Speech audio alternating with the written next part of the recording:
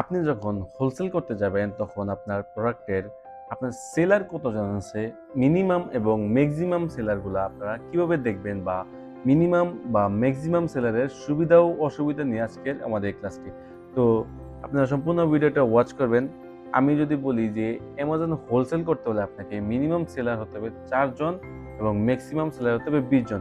তো এখানে আপনার যখন মিনিমাম এর ৪ থেকে ২০ এর ভিতরে কি সমস্যাগুলো আপনারা ফেস করতে পারেন এবং কি সুবিধা পেতে পারেন, আমি আজকে ভিডিওটি সম্পূর্ণ আলোচনা করব।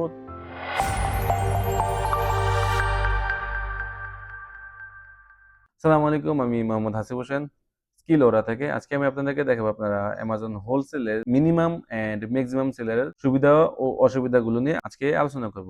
তো আমরা সরাসরি চলে যাব অ্যামাজন মার্কেট প্লেসে। অ্যামাজন মার্কেট প্লেসে আসার পর আপনি যেই মার্কেট প্লেসে প্রোডাক্টগুলো দেখবেন, সেই মার্কেট প্লেসের লোকেশনগুলো সর্বপ্রথম ডেলিভারি টু লোকেশনগুলো সেট আপ করে নেবেন। ডেলিভারি টু লোকেশন যদি আপনি সেট আপ না করেন তাহলে আপনি সঠিক মার্কেট প্লেসের সঠিক প্রোডাক্টটা খুঁজে পাবেন না। সম্পূর্ণ ভিডিওগুলোতে আমি এটা বলে থাকি।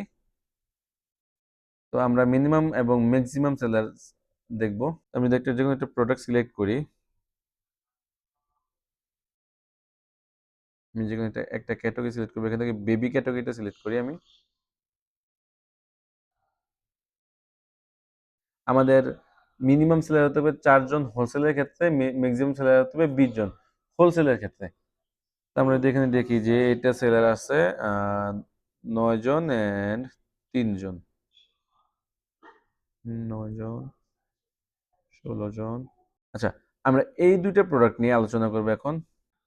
অ্যান্ড দেন এই একটা প্রোডাক্ট, অ্যান্ড দেন হচ্ছে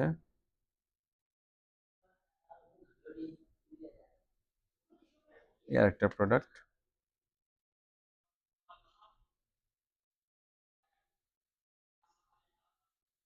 সর্বপ্রথম আমরা আলোচনা করি ম্যাক্সিমাম সেলার নিয়ে। ম্যাক্সিমাম সেলার হতে হবে আমাদের ২০ এবং সর্বনিম্ন সেলার হতে হবে ৪ জন। তো এর ভিতরে কিছু অনেক সুযোগ সুবিধা আছে, যেগুলো হচ্ছে আপনার সেলার যত কম থাকবে তো আপনি তত সেল হওয়ার আশঙ্কা বেশি থাকবে আপনার। সর্বনিম্ন হচ্ছে ৪ জন, সর্বোচ্চ হচ্ছে ২০ জন। তো এখানে এখানে আমাদের রেঞ্জের ভিতরে আছে, এখানে আমাদের প্রোডাক্ট আছে।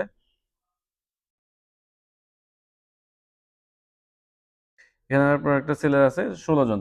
তো ১৬ জন সেলারের ভিতরে আপনারা যখন প্রোডাক্টটা সেল করবেন তখন আপনি এই ১৬ জনের পরে আপনি যখন ১৭ নাম্বার এই প্রোডাক্টের ব্র্যান্ডের থেকে অ্যাপ্রুভাল নেওয়ার পরে বা ডিস্ট্রিবিউটর থেকে অ্যাপ্রুভাল নেওয়ার পরে আপনার প্রোডাক্টটা লিস্টিং করলেন, প্রোডাক্টটা আপনার ইনভেন্টরিতে এড করলেন। তো আপনি এখানে আসার পর ১৭ নাম্বার সেলারে আপনি এখানে এসে এড হবেন। এখানে এড হওয়ার পর তখন আপনি ৭০ জনের পিছনে পড়ে গেছেন। তো আপনি ৭০ জন থেকে কিভাবে অর্ডারটা পাবেন বা এখানে সুবিধা আর অসুবিধাটা হচ্ছে আপনি ৭০ নাম্বারে পড়ছেন, ৭০ নাম্বারে কিন্তু আপনি সেলটা পাবেন। খুব দ্রুত কিন্তু আপনি সেলটা পাবেন না। তো এজন্য আপনি যত সেলার কম হয় তত কিন্তু ভালো। তবে সর্বনিম্ন হচ্ছে ৪ জন। আপনি দেখা যায় ৫ জন বা ৬ জন হলে সেটা আরো ভালো। আপনি ৪-৫ জন পরে আপনি অর্ডারটা পেয়ে গেলেন। আপনি বাই বক্স পেয়ে গেলেন। এটা খুবই একটা ভালো দিক হয় যখন আমরা হোলসেল করি তখন। এখানে ১৬ জনের ভিত্তিতে আমরা যদি অসুবিধাটা বলি, অসুবিধা হচ্ছে এখানে সবাই চাইবে যে সেল করতে। সবাই চাইবে যে সবার বাই বক্সটা পাক। সবাই চাইবে যে সকল সেলার চাইবে যে এখানে সকল সেলারই সেল আসুক। তো এখানে আপনাদের সেল আসবে না এমনটাও না। আপনারও সেল আসবে, কিন্তু সেল হয়তোবা একটু কম আসবে। কিন্তু আপনি বেশি সেল পাওয়ার জন্য আপনার সেলারটা একটু কম থাকলে এবং প্রোডাক্টটা যদি ভালো সেল হয় তাহলে খুবই ভালো একটা দিক হয়। আপনি যদি এখানে ১৬ জনের পরে যদি সেল হন, আপনি এখানে ১ দিন ২ দিন পরে অর্ডার পাইতে পারেন বা দৈনিক অর্ডার পাইবেন, কিন্তু খুব কম পেতে পারেন প্রোডাক্টের সেল হিসেবে। তো যদি আমাদের প্রোডাক্টের সেলার কম হয়, আমাদের প্রোডাক্টের যদি সেলার কম হয়, সেল হওয়ার খুব ভালো একটা আশঙ্কা। যদি আপনি ব্র্যান্ডের অ্যাপ্রুভালটা নিতে পারেন। আপনি সেটা যেকোনো ব্র্যান্ডের হোক না কেন, আপনি যদি ব্র্যান্ডের ডিস্ট্রিবিউটর বা সরাসরি ব্র্যান্ড থেকে যদি অ্যাপ্রুভাল নিয়ে প্রোডাক্টটা আপনি সেল করতে পারেন, তাহলে আপনার জন্য এটা খুবই ভালো দিক।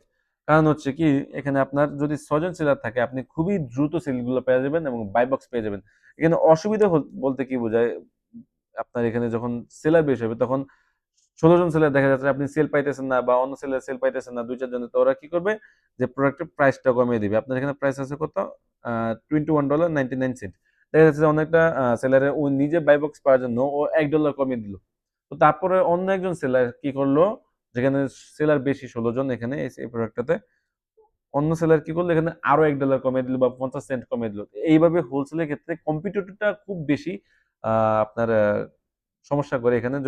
যত বেশি কম্পিটিটর তত একটু এই সমস্যাটা হয় হোলসেলের ক্ষেত্রে। তবে এটা নির্দিষ্ট একটা রেঞ্জের ভিতরে থাকে। এখানে আপনার এই দিকটাই ক্ষতি। তো আপনারা সবসময় যখন প্রোডাক্ট রিসার্চ করবেন তখন দেখবেন যে ৪ থেকে ২০ এর ভিতরে ঠিক আছে, কিন্তু যত কম পাওয়া যায় ৪ এর থেকে উপরে, যত কম পাওয়া যায় ২০ এর থেকে নিচে, তত আপনার জন্য ভালো। আপনার প্রোডাক্টটা তত ভালো সেল হবে বা তত কম্পিটিটর থেকে আপনি সেলটা বেশি পাবেন। আপনার অবশ্যই আপনি যখন আরেকটা বিষয় বলে রাখি, আপনারা যখন হোলসেল করবেন, প্রোডাক্টের প্রাইস নিয়ে কখন এলোমেলো করবেন না। দেখা যাচ্ছে যে আপনি বাই বক্স পান না, ১ দিন হয়ে গেছে, ২ দিন হয়ে গেছে, অর্ডার আসতেছে না, ওয়েট করেন। আপনি সেল আসা পর্যন্ত ওয়েট করবেন। আপনি এখানে আপনার প্রাইসটা ১০ সেন্ট বা ১৫ সেন্ট এরকম করে কমতেই পারে, স্বাভাবিক। অন্য সেলার যে সেল পাওয়ার জন্য এরকম করবে, এটা স্বাভাবিক। আপনাদের এখানে সবসময় প্রাইসটা ঠিক রাখতে হবে, যে প্রাইসে আপনারা প্রোডাক্টটা সেল করেন না কেন। আশা করি ভিডিওটা আপনাদের উপকার হবে। তো সবাই ভালো থাকবেন, সুস্থ থাকবেন। আসসালামু আলাইকুম।